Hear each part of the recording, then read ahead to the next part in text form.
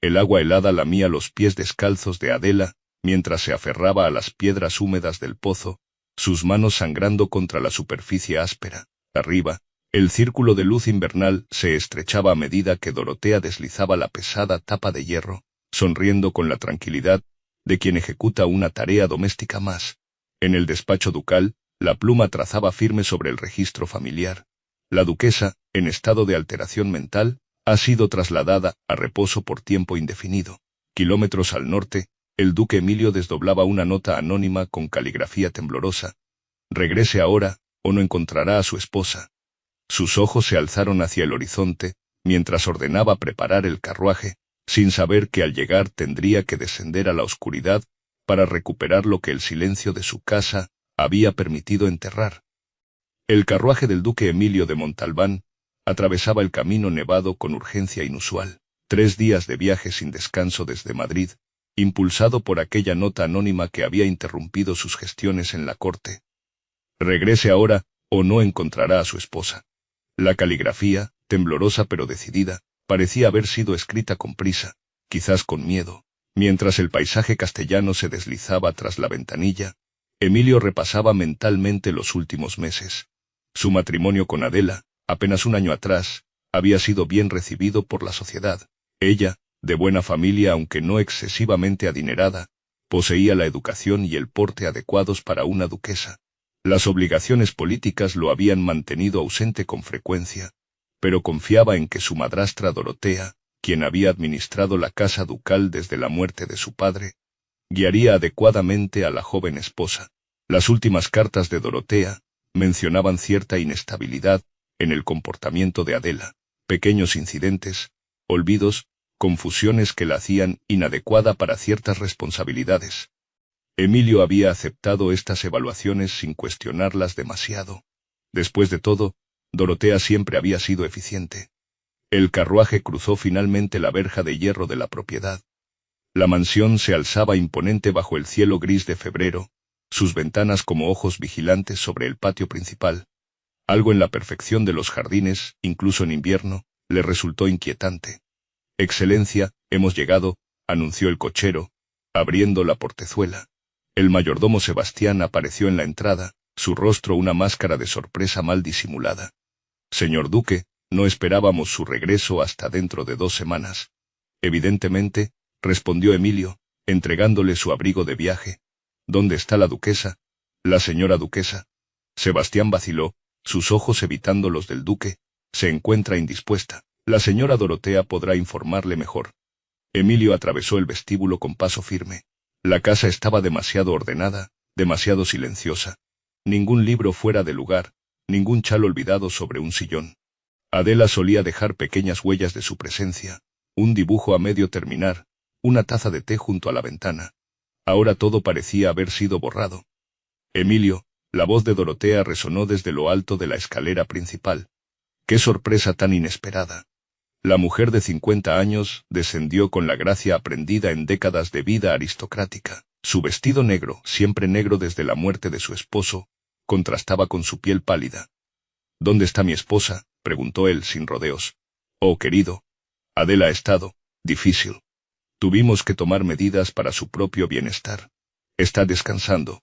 Algo en la forma en que pronunció descansando encendió una alarma en la mente de Emilio. Quiero verla ahora mismo.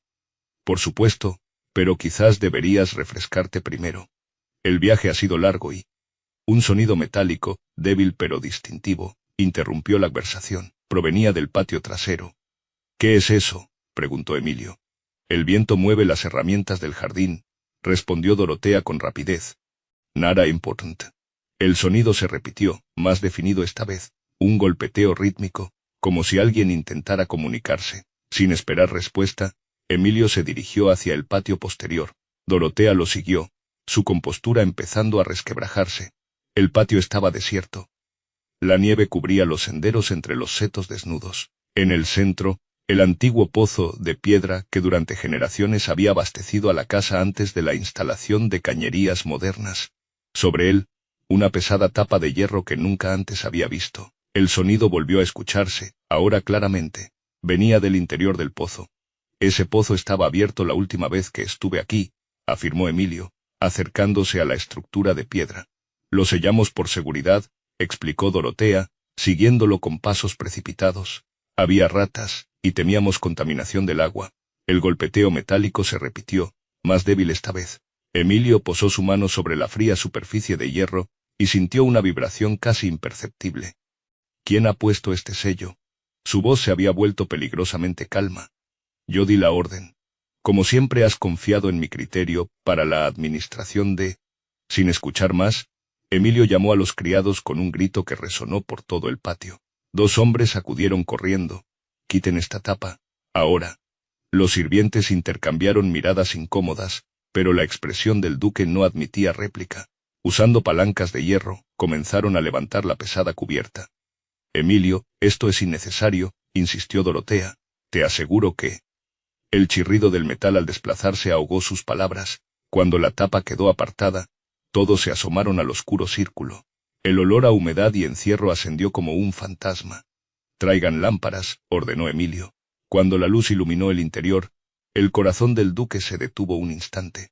En el fondo, parcialmente sumergida en agua helada, estaba Adela. Su vestido empapado se pegaba a su cuerpo tembloroso. El cabello oscuro caía en mechones húmedos sobre su rostro pálido. Pero lo que más impresionó a Emilio no fue su estado físico, sino la dignidad con que se mantenía erguida, apoyada contra la pared circular. Adela gritó, inclinándose peligrosamente sobre el borde. Ella alzó el rostro. Sus ojos, aunque agotados, brillaban con una determinación feroz. No había lágrimas, no había súplicas, solo resistencia. Bajaré por ti, anunció él, quitándose la chaqueta. Señor duque, es peligroso, advirtió uno de los criados. Podemos usar una cuerda. Traigan la cuerda, pero bajaré yo. Su tono no admitía discusión. Mientras aseguraban la soga a un árbol cercano, Emilio se volvió hacia Dorotea, que permanecía a cierta distancia, su rostro una máscara impenetrable. Si algo le ha ocurrido a mi esposa, responderás ante la ley. El descenso fue lento y precario. Las piedras húmedas ofrecían poco agarre. Cuando sus pies tocaron el agua helada, Emilio sintió un escalofrío que nada tenía que ver con la temperatura. Adela lo observaba con cautela, como quien ya no confía en la ayuda que se le ofrece. Estoy aquí, dijo él, extendiendo su mano. Voy a Sacat.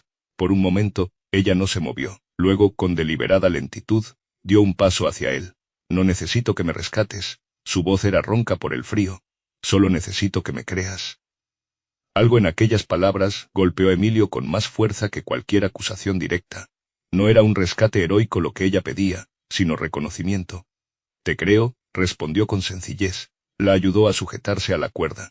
Mientras ascendían lentamente, sus cuerpos próximos en el estrecho espacio, Emilio percibió la fragilidad física y la fortaleza moral que coexistían en ella.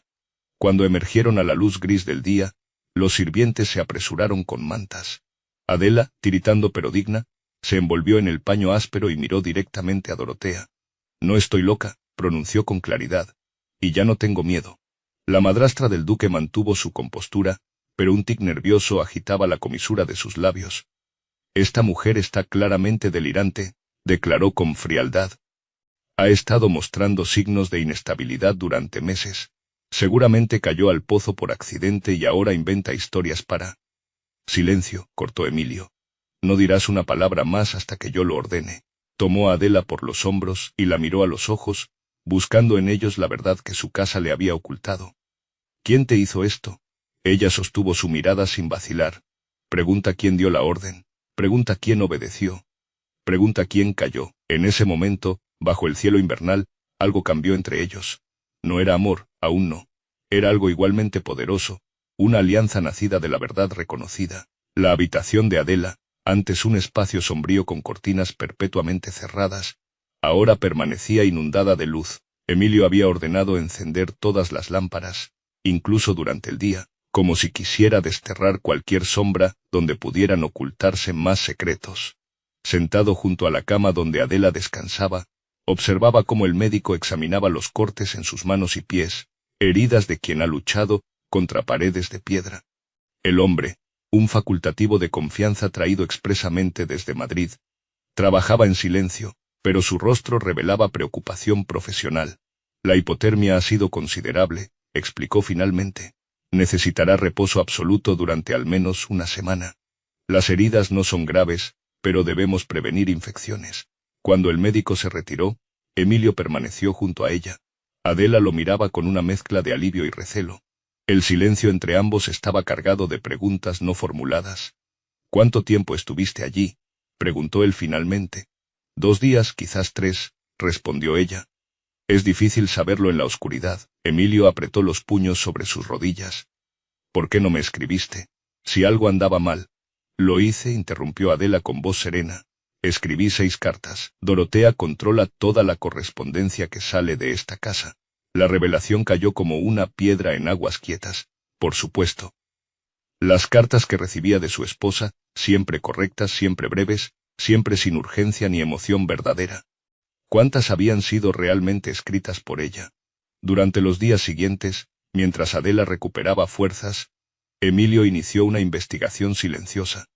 Observó cómo los sirvientes evitaban su mirada, cómo algunos susurraban entre sí cuando creían no ser escuchados.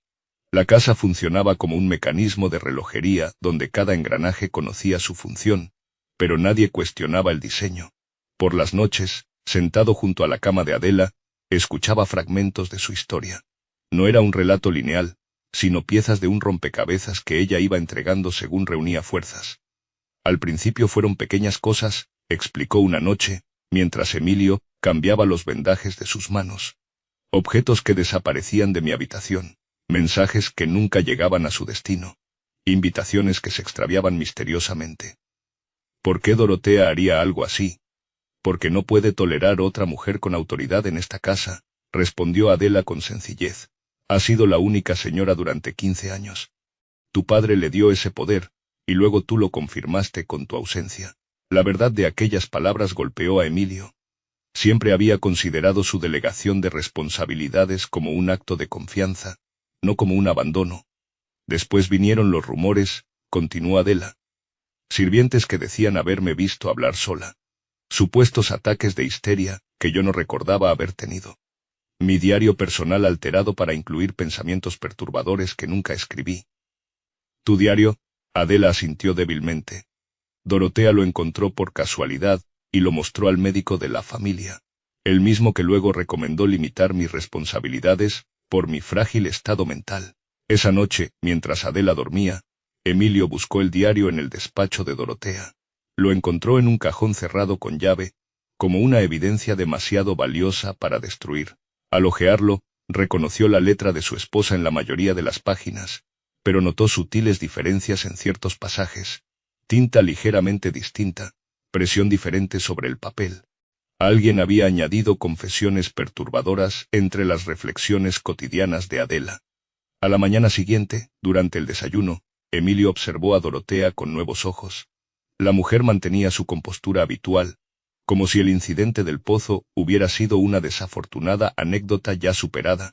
He decidido que Adela retome gradualmente sus funciones como duquesa, anunció él. Dorotea dejó su taza de té con cuidadosa precisión. ¿Estás seguro de que es prudente? Después de su episodio, quizás necesite más tiempo para recuperar la estabilidad. Mi esposa está perfectamente lúcida, respondió Emilio, y a partir de ahora, toda correspondencia dirigida a mí pasará primero por mis manos, no por las tuyas.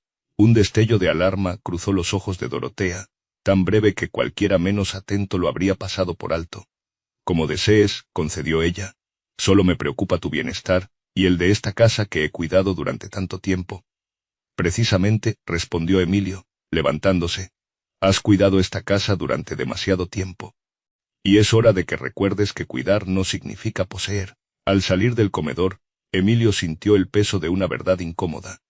El enemigo no había entrado por la fuerza en su hogar. Él mismo lo había invitado a quedarse, con cada decisión delegada, con cada ausencia justificada por el deber. Una semana después del incidente del pozo, Adela se encontraba frente al espejo de su tocador. Sus manos, aún con marcas rojizas pero ya sin vendajes, recorrieron el contorno de su rostro como reconociendo a una extraña. La palidez persistía, pero sus ojos habían recuperado la determinación que la había mantenido viva en la oscuridad. Hoy bajaré al salón, anunció cuando Emilio entró a la habitación. Él la observó con una mezcla de admiración y preocupación. ¿Estás segura? El médico recomendó al menos 3 días más de... No me esconderé en esta habitación como si tuviera algo que avergonzarme, interrumpió ella con suavidad. Si me quedo aquí, solo confirmaré los rumores sobre mi supuesta fragilidad. Emilio asintió, comprendiendo la estrategia. No era vanidad lo que la impulsaba, sino supervivencia. ¿Qué necesitas de mí?, preguntó simplemente. Tu presencia, respondió ella, no como protector, sino como testigo. La elección de palabras no pasó desapercibida para Emilio. Adela no pedía ser defendida sino vista, reconocida en su verdad. Esa tarde, la duquesa descendió la escalera principal con paso medido. Había elegido un vestido azul oscuro, sobrio pero elegante, que contrastaba con su piel clara, su cabello, habitualmente recogido en elaborados peinados según dictaba Dorotea. Caía ahora en una trenza simple sobre su hombro. Una declaración silenciosa de autonomía. Los sirvientes detuvieron sus tareas al verla. Algunos bajaron la mirada, incómodos. Otros la observaron con una mezcla de sorpresa y algo parecido al respeto. Sebastián, el mayordomo, se adelantó con expresión impenetrable. Señora duquesa, no esperábamos verla tan pronto recuperada. La vida ofrece muchas sorpresas, Sebastián, respondió ella con una sonrisa educada pero firme. Como descubrir la profundidad de un pozo que creíamos conocer. El hombre palideció ligeramente. Emilio, que observaba la escena desde la entrada del salón, notó el intercambio. Otra pieza del rompecabezas encajaba. Sebastián había sido cómplice, por acción u omisión. Dorotea apareció desde el pasillo lateral, deteniéndose bruscamente al ver a Adela. Por un instante, su máscara de compostura se resquebrajó, revelando algo cercano al miedo. Adela querida, se recompuso rápidamente. Qué imprudencia levantarse tan pronto. Deberías estar descansando. He descansado suficiente en la oscuridad, respondió Adela, avanzando hacia el salón principal. Ahora prefiero la luz.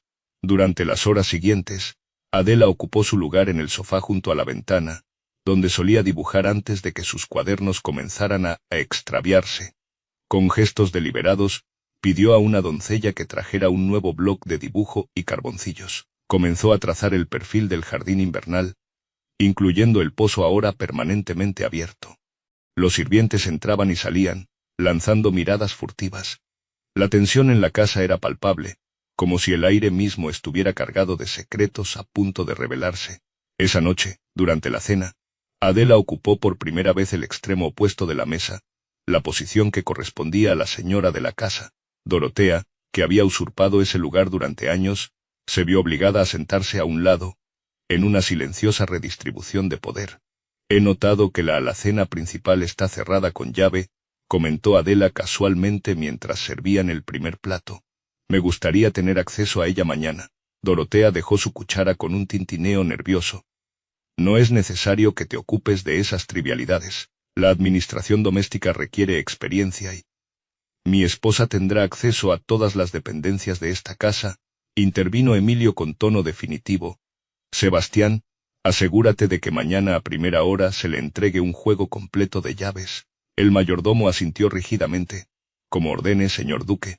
Después de la cena, en la intimidad de la biblioteca, Emilio observaba a Adela, mientras ella examinaba los lomos de los libros, redescubriendo espacios que le habían sido vedados sutilmente. Has estado extraordinaria hoy, comentó él. Adela se volvió, una sonrisa cansada pero auténtica en sus labios. No hice nada extraordinario, simplemente ocupé el lugar que me corresponde. Aún así, debe haber sido difícil enfrentarte a quienes. ¿Sabes qué fue lo más difícil?, interrumpió ella, acercándose. No el pozo, ni el frío, ni siquiera el miedo a morir allí. Lo más difícil fue comprender que para sobrevivir en esta casa, debo mostrarme fuerte sin parecer amenazante. Debo reclamar mi lugar sin declarar guerra. Emilio sintió el peso de aquella verdad. En el mundo que habían construido, incluso la dignidad de una mujer debía medirse cuidadosamente para no ofender a quienes ostentaban el poder. No tendrás que hacerlo sola, prometió, tomando su mano con cuidado de no presionar las heridas aún sensibles. Esta es tu casa tanto como mía. No, corrigió ella con suavidad. Esta es mi casa tanto como de Dorotea. Esa es la verdad que ella no puede aceptar, y la que debemos hacer visible. En ese momento, sin grandes declaraciones ni promesas excesivas, selló entre ellos una alianza más profunda que el matrimonio formal que habían contraído un año atrás. una alianza basada no en la protección, sino en el reconocimiento mutuo. La biblioteca del mayorazgo, con sus estanterías de roble oscurecido por los siglos, había sido siempre el corazón administrativo de la casa ducal. Allí se guardaban no solo los libros de cuentas y propiedades, sino también el registro de decisiones importantes que afectaban al patrimonio familiar. Esa mañana, Adela había acudido para revisar el inventario de la platería, parte de sus renovadas responsabilidades como duquesa. Mientras buscaba el documento correspondiente, sus dedos se detuvieron sobre un volumen encuadernado en cuero rojo, el libro de decisiones del mayorazgo del año en curso. Lo abrió con curiosidad profesional. Las páginas contenían anotaciones meticulosas sobre compras de terrenos, inversiones, nombramientos de administradores. Cada entrada llevaba 2 firmas, la del duque y la del testigo que validaba la decisión. Hasta su matrimonio, ese testigo había sido invariablemente Dorotea. Adela pasó las páginas hasta llegar a las entradas posteriores a su boda. Allí, durante los primeros meses, encontró su propia firma junto a la de Emilio, un reconocimiento formal de su posición como duquesa. Pero a medida que avanzaba en la lectura, notó algo inquietante. A partir de cierto punto, su nombre había sido cuidadosamente tachado y sustituido por el de Dorotea. Junto a la corrección, una nota marginal explicaba, por prudencia administrativa, debido al estado de salud de la duquesa, la sangre se heló en sus venas, por prudencia. Las mismas palabras que Emilio había usado la noche anterior, cuando discutían sobre cómo proceder con Dorotea. Debemos actuar con prudencia, Adela. Un escándalo público solo te perjudicaría. En ese momento, la puerta a la biblioteca se abrió. Emilio entró, deteniéndose al ver el libro abierto frente a ella. Adela, no esperaba encontrarte aquí, dijo con una sonrisa, que se desvaneció al notar su expresión. ¿Qué ocurre? Ella señaló la página sin hablar. Emilio se acercó y leyó la anotación. Su rostro se endureció. Yo no autoricé esto. Pero tampoco lo revocaste, respondió ella con voz controlada. ¿Cuánto tiempo hace que no revisas este libro? La pregunta quedó suspendida entre ellos como una acusación silenciosa. La verdad era evidente, meses, quizás desde que partió hacia Madrid, confiando en que todo seguiría funcionando como siempre bajo la supervisión de Dorotea. Adela, te juro que no sabía. Te creo, interrumpió ella, cerrando el libro con cuidado. Pero tu ignorancia y mi sufrimiento son 2 caras de la misma moneda. Se levantó con dignidad, alisando los pliegues de su vestido con manos que ya no temblaban. No necesito tu protección, Emilio. Necesito tu respeto. Y mientras sigas creyendo que la prudencia justifica mantener las apariencias por encima de la verdad, no podré confiar plenamente en ti. Salió de la biblioteca, dejando a Emilio con el libro entre las manos, una evidencia tangible de cómo su delegación de responsabilidades había permitido que otros reescribieran no solo documentos, sino vidas enteras. Esa tarde, Adela se retiró a sus aposentos más temprano de lo habitual. No era una retirada, sino una estrategia. Necesitaba espacio para pensar, para planificar su próximo movimiento. La revelación del libro había clarificado algo. No podía depender de Emilio para salvarse. Debía construir su propia fortaleza. Mientras tanto, en el ala opuesta de la mansión, Dorotea intensificaba su contraofensiva. La había visto examinar el libro del mayorazgo y sabía que su posición estaba amenazada. Con movimientos calculados, comenzó a reforzar su autoridad sobre el personal.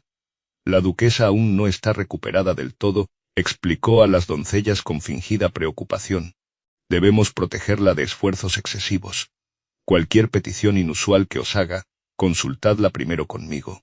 Los sirvientes, acostumbrados durante años a obedecer a Dorotea, asintieron sin cuestionar. El hábito de la obediencia era más fuerte que la evidencia de la injusticia. Esa noche, cuando Emilio intentó hablar con Adela, encontró la puerta de su habitación cerrada por dentro. No insistió.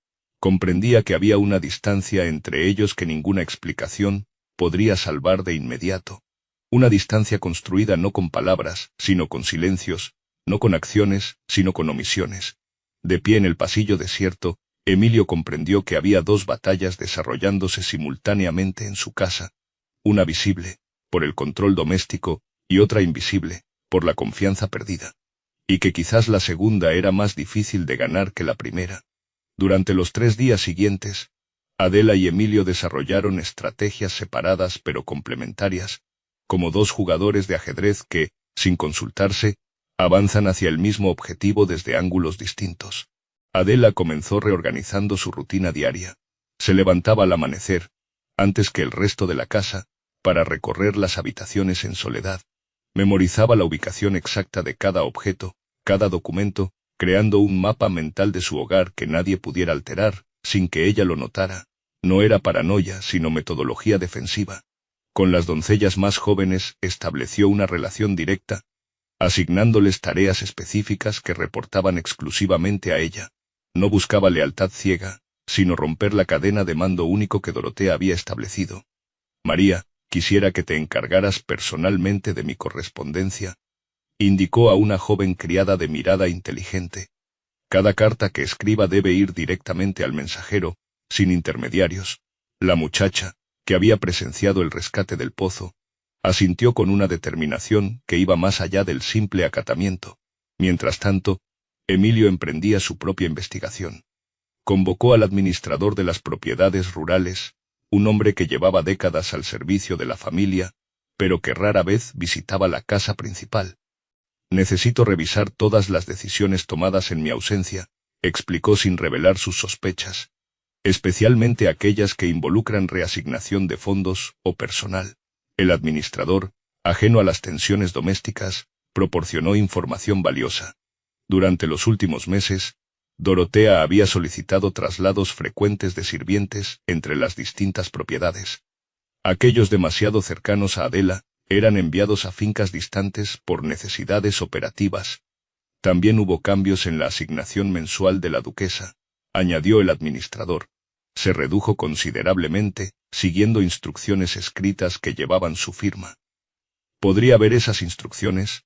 El documento que le entregó contenía efectivamente una firma que imitaba la de Adela, pero Emilio reconoció de inmediato la falsificación. Era similar a la letra que había alterado el diario personal de su esposa. Esa misma tarde, mientras Adela inspeccionaba los almacenes con su nuevo juego de llaves, Emilio se reunió con el abogado de la familia en el despacho privado. La conversación fue breve pero decisiva. Quiero modificar el documento de poderes del mayorazgo, anunció. A partir de ahora, ninguna decisión será válida sin mi firma personal o la de la duquesa. Nadie más podrá actuar en nuestro nombre, independientemente de precedentes anteriores. El abogado, un hombre pragmático, no mostró sorpresa. Debo entender que la señora Dorotea ya no ejercerá como administradora sustituta. Exactamente. Su posición será estrictamente familiar, no ejecutiva. Al anochecer, Adela y Emilio coincidieron en la galería de retratos familiares. No se habían buscado, pero tampoco se evitaron cuando sus caminos se cruzaron. Permanecieron en silencio contemplando el retrato más reciente, que mostraba a Emilio junto a su padre y Dorotea, pintado tras la boda del duque anterior. Nunca me permitió añadir nuestro retrato matrimonial a esta galería, comentó Adela finalmente. Dijo que era tradición esperar un año. No existe tal tradición, respondió Emilio.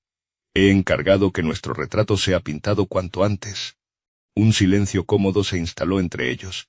No era reconciliación completa, pero sí reconocimiento mutuo.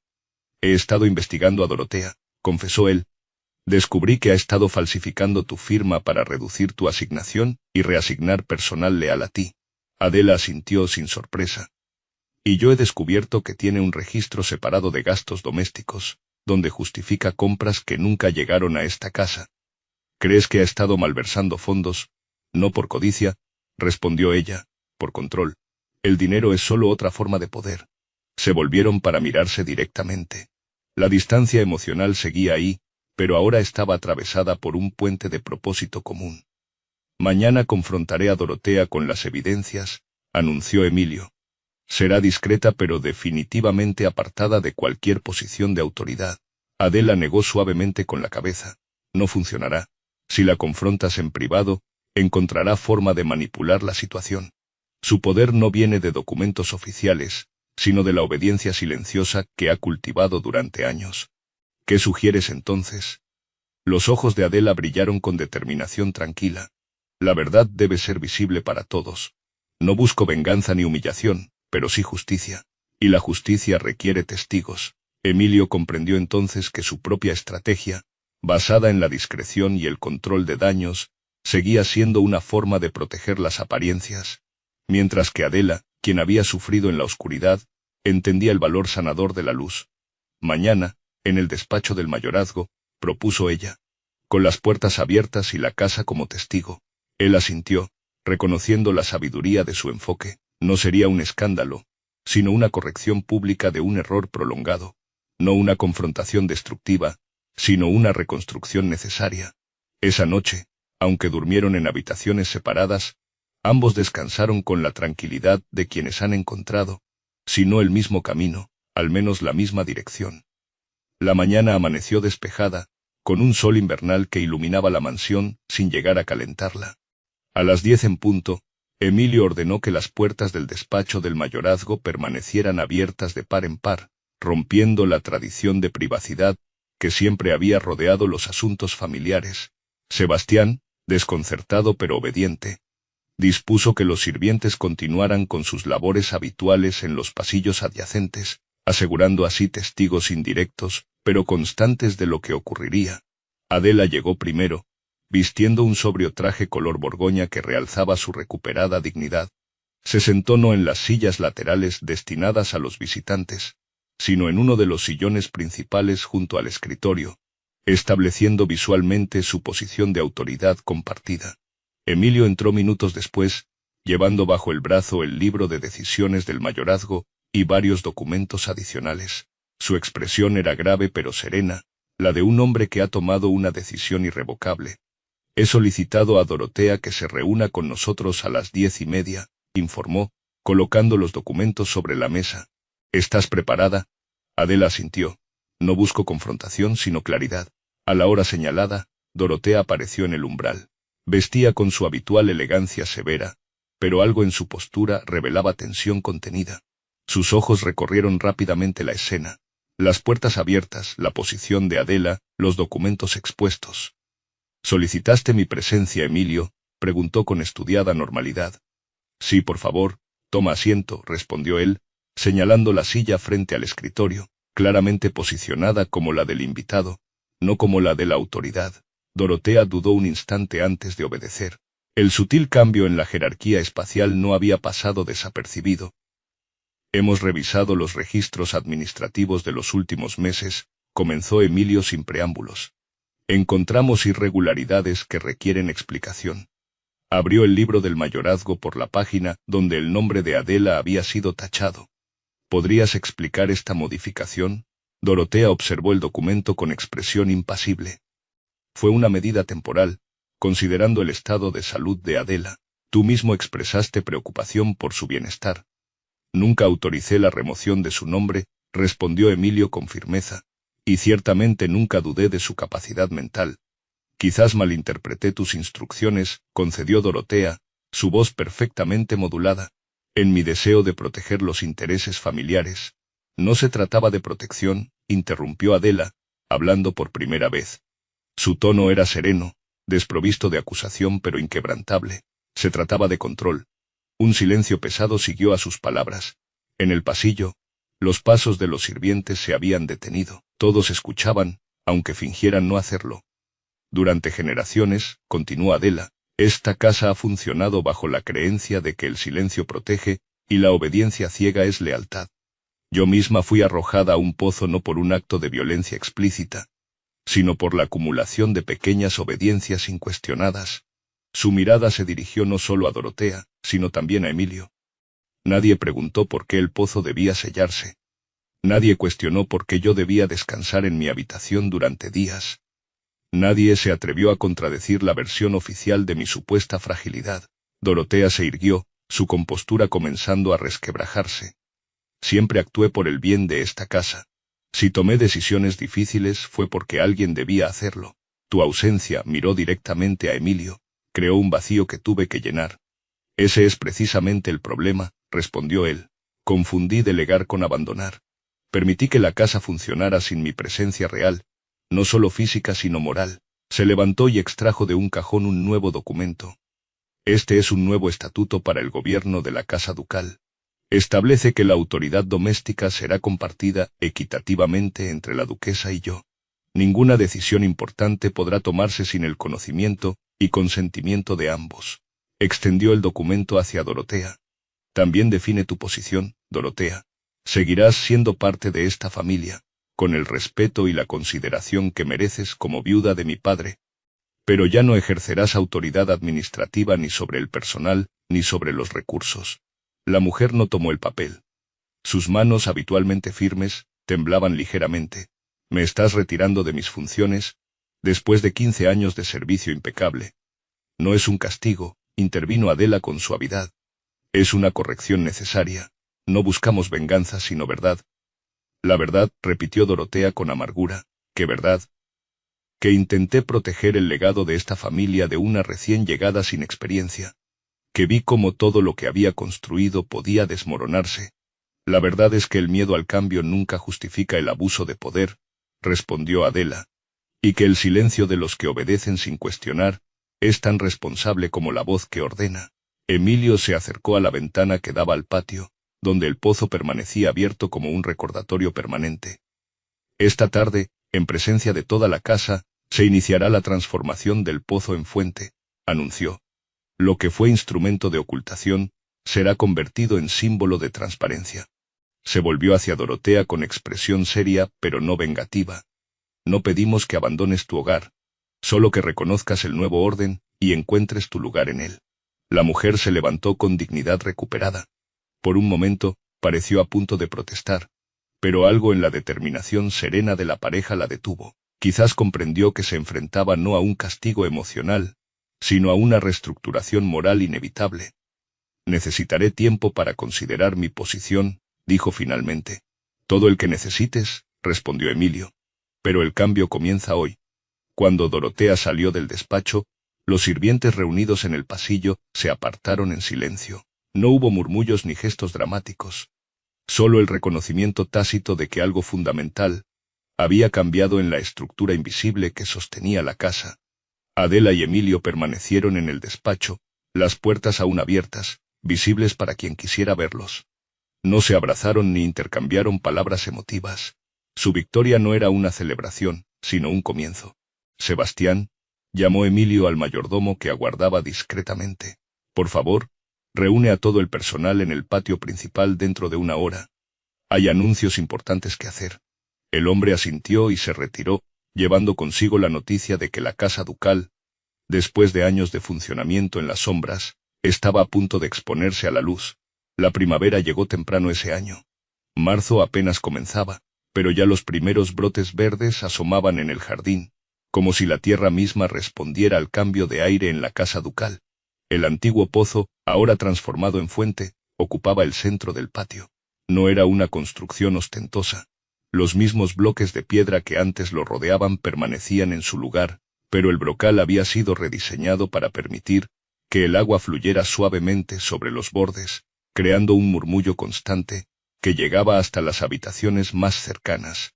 Adela se encontraba junto a la fuente, observando cómo la luz del sol tempranero creaba destellos sobre la superficie del agua. Llevaba un vestido verde pálido, el primer color claro que usaba desde su rescate, y su cabello, más largo ahora, caía libremente sobre sus hombros. Es curioso, dijo sin volverse cuando sintió la presencia de Emilio tras ella. Lo que fue mi prisión ahora me resulta reconfortante. Él se acercó hasta situarse a su lado, manteniendo una distancia respetuosa que se había convertido en su nueva forma de intimidad. Próximos pero nunca invasivos.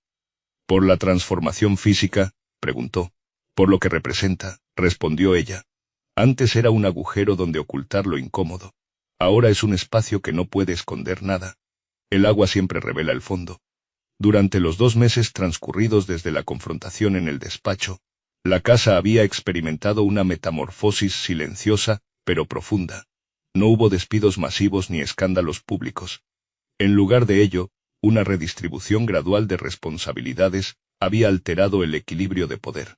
Dorotea permanecía en la mansión, pero había trasladado sus aposentos al ala este, alejada del núcleo administrativo. Su presencia en los espacios comunes era cada vez menos frecuente, aunque cuando coincidía con Adela, ambas mantenían una cortesía distante, que evitaba tanto la confrontación como la falsa reconciliación. He recibido carta de Madrid, comentó Emilio. El nombramiento como embajador ha sido confirmado. Adela asintió. La noticia no era inesperada, pero implicaba decisiones importantes. ¿Cuándo deberíamos partir? En realidad, respondió él con cautela, estaba considerando rechazar el cargo. Ella lo miró con sorpresa. ¿Por qué? Es el reconocimiento que has estado esperando. Porque significaría abandonar lo que hemos construido aquí, explicó. Dejar esta casa en un momento crucial. Adela sonrió con una sabiduría tranquila que había florecido en ella durante estos meses. La diferencia, Emilio, es que ahora sería una decisión compartida, no una delegación silenciosa. Podríamos ir juntos. Establecer protocolos claros para la administración en nuestra ausencia. Se acercó un poco más a él, no como quien busca protección sino como quien ofrece alianza. No temo quedarme sola si es mi elección. No temo acompañarte si es nuestra decisión. Algo en aquellas palabras tocó profundamente a Emilio. No era solo la confianza recuperada, sino la comprensión de que el verdadero matrimonio había comenzado ahora, no con la ceremonia de hacía 2 años. Entonces lo discutiremos adecuadamente, concedió. Con tiempo y consideración. Comenzaron a caminar por el sendero que bordeaba el jardín, ahora despejado de la nieve que lo había cubierto durante el invierno. A lo lejos, María, la joven doncella que se había convertido en asistente personal de Adela, supervisaba a los jardineros que plantaban nuevos rosales. He estado pensando en escribir, comentó Adela tras un momento de silencio. No un diario esta vez, sino un registro de administración doméstica que pueda servir de guía para futuras señoras de esta casa. ¿Un manual de gobierno del hogar?, preguntó él con interés. Más bien un testimonio de cómo el poder doméstico, cuando se ejerce desde el silencio y la obediencia incuestionada, puede convertirse en tiranía invisible. Emilio asintió, comprendiendo la profundidad del proyecto. No era un simple libro de instrucciones, sino un legado moral. Sería un documento valioso, reconoció. Comenzarás pronto. Ya he comenzado, respondió ella con sencillez. Cada decisión que tomamos ahora es parte de esa historia. Se detuvieron frente a la galería de retratos, donde un espacio vacío aguardaba el cuadro que inmortalizaría su unión. El pintor llegaría la semana siguiente, y ambos habían acordado posar no en el salón formal, como dictaba la tradición, sino junto a la nueva fuente, con el agua como testigo de su renovado compromiso. Al atardecer, cuando los últimos rayos del sol iluminaban la piedra clara del patio, Adela y Emilio cenaron juntos en el pequeño comedor privado que habían habilitado en el ala oeste. No era una celebración especial, sino la rutina que habían establecido, un espacio diario para compartir no solo alimentos, sino también palabras verdaderas. ¿Sabes qué es lo más sorprendente?, comentó ella, mientras servía té para ambos, un gesto cotidiano que antes le habría sido vedado por el protocolo. Que no necesitamos grandes declaraciones, ni juramentos dramáticos. La confianza se reconstruye con acciones pequeñas pero constantes. Emilio lo observó con una mezcla de admiración y algo más profundo que aún no se atrevía a nombrar abiertamente. No era la pasión arrebatada de las novelas románticas, sino un sentimiento más maduro y resistente. El respeto convertido en devoción, la alianza transformada en amor consciente. A veces, respondió, tomando la taza que ella le ofrecía, el amor verdadero no es un relámpago, sino un amanecer, lento, gradual, pero finalmente ineludible. Sus miradas se encontraron por encima de la mesa, y en ese intercambio silencioso había más intimidad que en cualquier contacto físico. La promesa no de un final feliz, sino de un camino compartido. No de una pasión que todo lo consume, sino de una presencia que todo lo sostiene. Afuera, el murmullo constante de la fuente acompañaba el descenso de la noche sobre la casa ducal. Lo que había sido oscuridad y encierro, era ahora transparencia y flujo continuo. Lo que había sido silencio cómplice, era ahora verdad compartida. Y en esa transformación, sin grandes gestos ni declaraciones excesivas, 2 personas que habían comenzado como extraños unidos por conveniencia, descubrían la posibilidad real del amor. No como recompensa o consuelo, sino como consecuencia natural de la verdad elegida cada día.